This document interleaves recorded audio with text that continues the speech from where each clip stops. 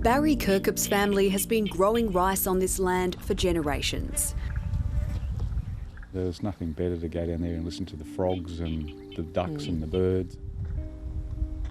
But these are tough times for irrigators in the Riverina region of southern New South Wales. After a harsh drought over the past few years, conditions are just starting to improve after recent rain. Last year we grew 34 hectares of rice where we normally grow a couple of hundred. 200. Hectares. While Barry tends to the crops, his wife Gillian manages the farm's finances. She also sits on the board of Sunrice, the company that produces 98% of Australia's rice. So our income has been for the last couple of years, virtually nothing.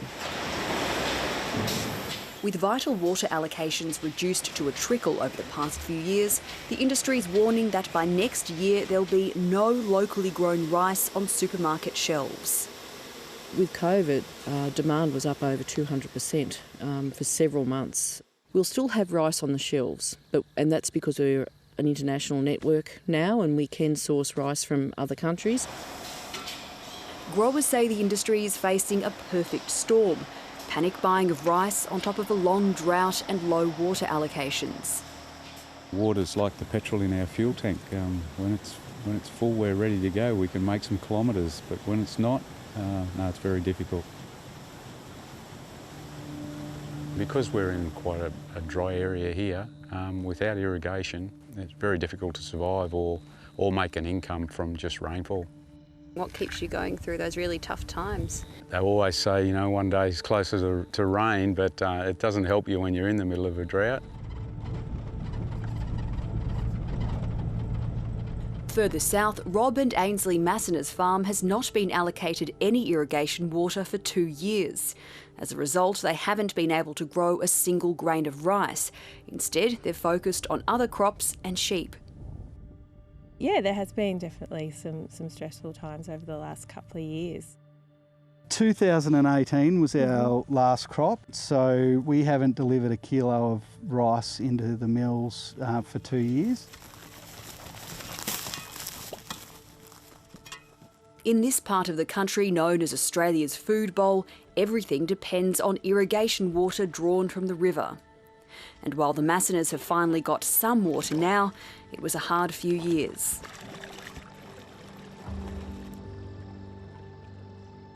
Drought, water availability, obviously some of that's caused by drought, but a lot of it is caused by water reform that's occurred over 20 years.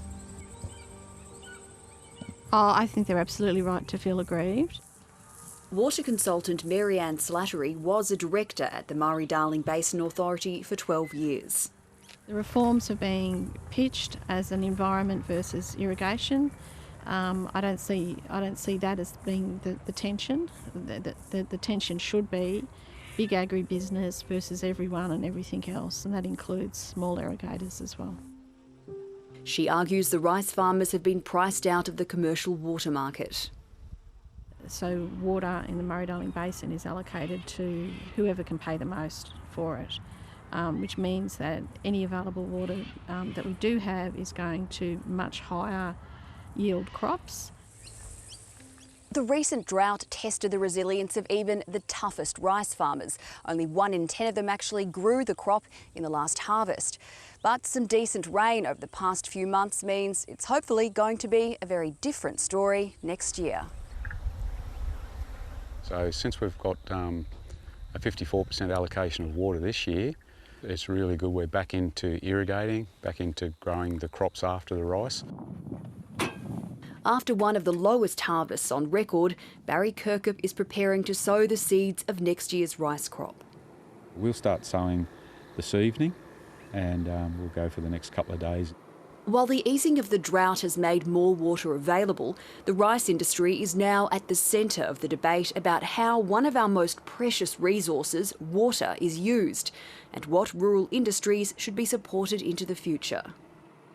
So I think we've got to have a public discussion about, what do we want the face of our agriculture to look like? What do we want our regional communities to look like? Do we want them? Because the current trajectory is we're not going to have these third and fourth generation farmers anymore. We're not going to have these small towns.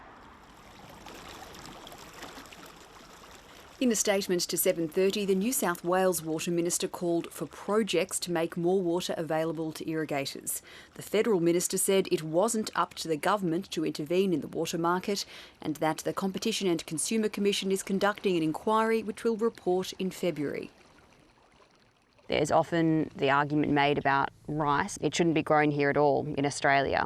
How would you answer that as someone who's the president of the association, but also who's actually a farmer yourself, working on the land?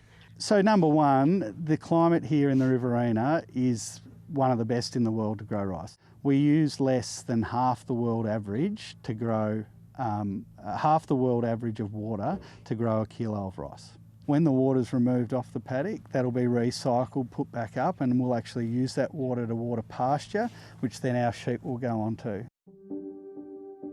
The rice planted now will be ready to harvest around April, so Aussie rice should be back on supermarket shelves by the middle of next year. And despite the uncertainties of water availability, the farming families are certain their future is here. It's a bit of a challenge, but I think it's an enjoyable challenge.